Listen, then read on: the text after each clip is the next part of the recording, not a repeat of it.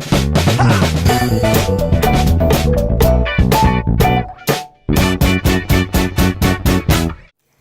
notice how nobody ever wants to talk about their finances? This show is trying to change that by having real, honest conversations about the financial side of life. Think of it like a conversation among friends, just if your friends are really good at giving financial advice. This is Real Talk with Atlantic Credit Unions. I'm your host, Mel Henniger, and today's topic is living beyond your means. Opening a small business can be really rewarding. You get to be your own boss. You get to build something you're passionate about. But it can also come with its fair share of challenges, like when payday comes around and you're the one responsible for making sure the bills and yourself are paid. So what happens when the balance owing is more than you have coming in?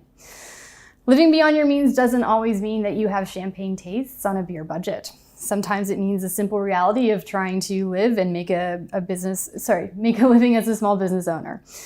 My guest today is Stefan Ramey, who, you guessed it, is a small business owner from rural Nova Scotia. And joining him from the credit union is Stu Gould, a senior commercial relationship manager from Valley Credit Union. So welcome, Stu and Stefan. Thank you. So Stefan, tell me a little bit about your decision to open a small business in Nova Scotia.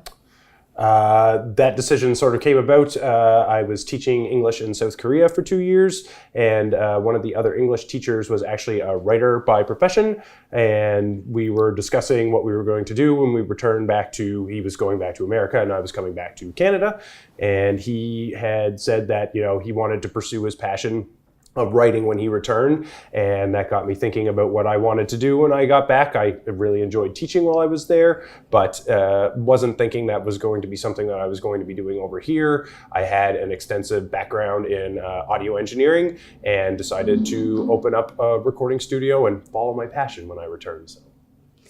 So from a financial perspective, how did you plan for that? Did you have a plan when you came back, or what was that like? I had saved some money while I was living overseas, and when I came back, I used that money to put myself through the Nova Scotia Community College through their audio engineering program, or recording arts program, I should say. And then as soon as I graduated, started hunting for a building, started looking into financing for my business through various local programs that are here in the province, and was able to secure a little bit of funding to start my business. And once I had that in place, then I was able to go to the bank and say, this is what I have, and was able to get a mortgage on the building to do all the renovations and purchase equipment and get myself up and running.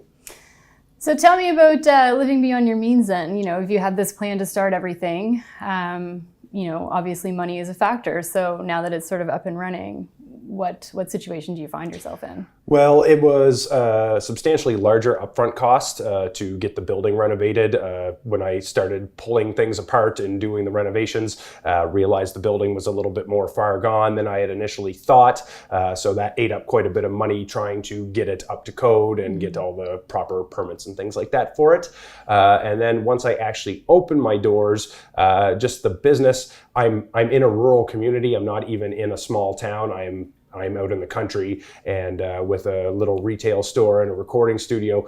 They always say location, location, location, but I know that there's a large musical community down in our area, and maybe it just came down to lack of marketing or something, but just the traffic hasn't been there. So I've been sort of kind of boomeranging from one thing to the next, trying to do other various sideline jobs to supplement my income to keep my doors open at my studio. Yeah.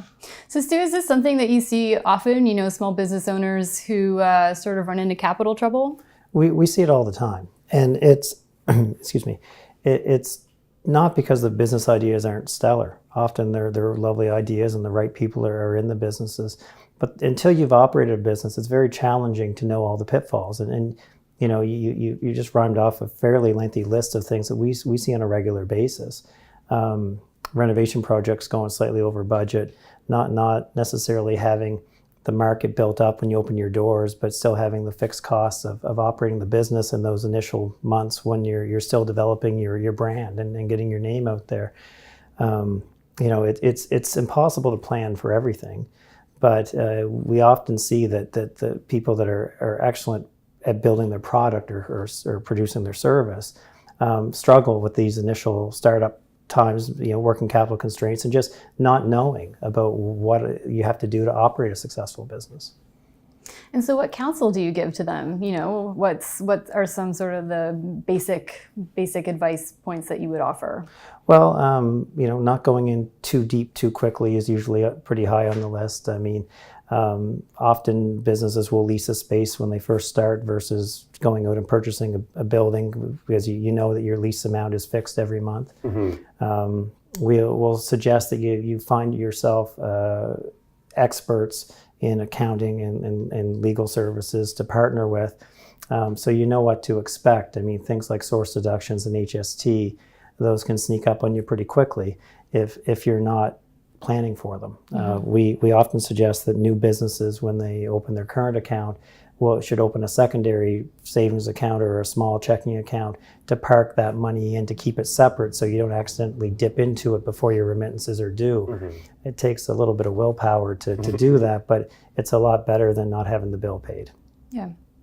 So Stefan, talk me through, on a day-to-day basis, what does living beyond your means look like? Like, what is that? What's that like for you?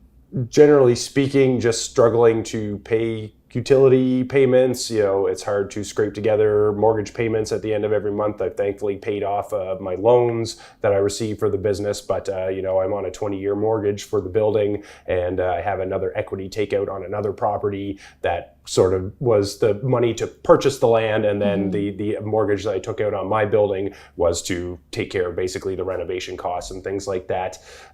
So the nice thing is I do have a tiny little apartment in the back of my studio where I live, which is comfortable for just me. And I don't really have crazy expensive taste, but it just means that I can't really save any money. It's basically making those financial obligations, and sometimes it comes down to making a choice between, do I pay the internet this month, or do I pay the phone this month? Or sometimes a bill has to be left sort of in the sidelines in order for me to meet the other bigger obligations like my mortgage payments and things like that, and then next month hopefully make up the shortfall. And with the nature of the work that I do, it's not steady. Sometimes you'll have a week where you'll have a few customers come in and spend a little bit of money, and then other weeks you'll have like one big project at the end of the week and no one else coming in. So you're always sort of waiting on money to come in. A lot of the stuff I don't get paid immediately for what I do. It's sort of an ongoing thing, and waiting for that project to end before you can collect the revenue. So that does put a little bit of stress on things. So yeah.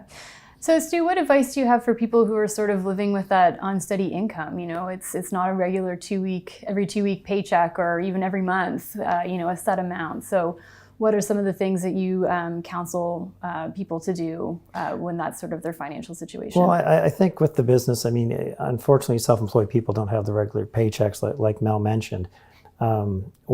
What we've asked a lot of our members to do is go back and do a bit of a break-even analysis on their business, to try to figure out how many units of whatever you sell services your fixed expenses every month, and then start with that number and work your way backwards to know how many units of studio time you need to have in order to meet the bare minimum, and set that as that's your goal. That doesn't mean you're flying to the Bahamas or anything like that, but that means you're making your payments. And then building a plan to achieve that volume is really the ticket to the game. If that number, if you're not aware of what that number is, then it's impossible to get ahead of it, right? So we often, it goes back to planning. If members need help, we recommend that they lean on their accountant if they have someone that will help them in that space. And if not, we can sit down and help them with it ourselves. So that's kind of the first step in my mind, is knowing exactly what is that number you're trying to meet every month, and how many widgets do you have to sell in order to hit that number. Yeah, widgets are studio time. yeah, that's right. So Stefan, what are some of the ways you mentioned that you've sort of explored alternative revenue streams and things like that? So has it forced you to be, a little bit more creative with how you spend your time and how you make your income? Just trying lots of different things with my business, with the main record floor in the studio where normally you'd put musicians to record. I rent that out as rehearsal space quite often. I've run a program on the community radio station in Hubbards, which has been basically free advertising for the business, which has been nice. I did take a steady day job working at an English language school in Lunenburg with my previous ESL teaching experience. It was sort of like a hand in glove sort of thing, but they were another small business, and that tended to muddy things a little bit in terms of regular revenue coming in. So had to shift gears away from that. And I've now started another business for basically hearing accessibility here in Nova Scotia. And that's sort of what I'm hoping will help supplement the income, because there's a little bit more of a market there. And especially for people who want to procure those services from me for those installations and things like that, there's lots of government funding out there, which makes it easier for them to secure the funding to then pay to have me come in and do those installations. So it's wearing many hats all the time and trying lots of different things to fire something against the wall and see what sticks, essentially. Yeah. Would you do anything differently? Not open a recording studio? No, I mean, I maybe should have invested a little bit more in my education and gotten a little bit more of a business background. But in the classroom, it's going to be very different than, theory is different than putting it into practice. Yeah. Learning as I go has been tough. There have been ups and there have been downs. But if I could go back and do it all again, I can't really see much of what I do differently, perhaps maybe look at the building and the condition that it was in, and I probably would have opted to knock the thing down and build it up from scratch, as opposed to try to work with the existing structure, which I thought was going to be a little bit better than it was, and that ate a lot of time and a lot of money. Yeah, that's fair. So Stu, just kind of in closing, one piece of advice, if you could only give one piece of advice to folks looking to start a small business, what would it be? Do your homework up front and plan for the first 2 or 3 years and work on estimating where your cash flow is going to be during that period of time. Everyone thinks they have enough working capital to start a business, and that's the biggest deterrent to new business, is being undercapitalized. So when someone's going out to start their new business, it's very easy to think that you do have the funding available to get it rolling, but if there's any hiccups along the way, it can be detrimental. So, with good effort and willing to invest in the business and keep recapitalizing with outside income, I think you're doing a lot of things really right. It's not an easy road, but it's one of the most rewarding paths to get down once you're there. Yeah. All right. Well, time's up for today. Thank you so much, Stefan and Stu. And this has been Real Talk with Atlantic Credit Unions.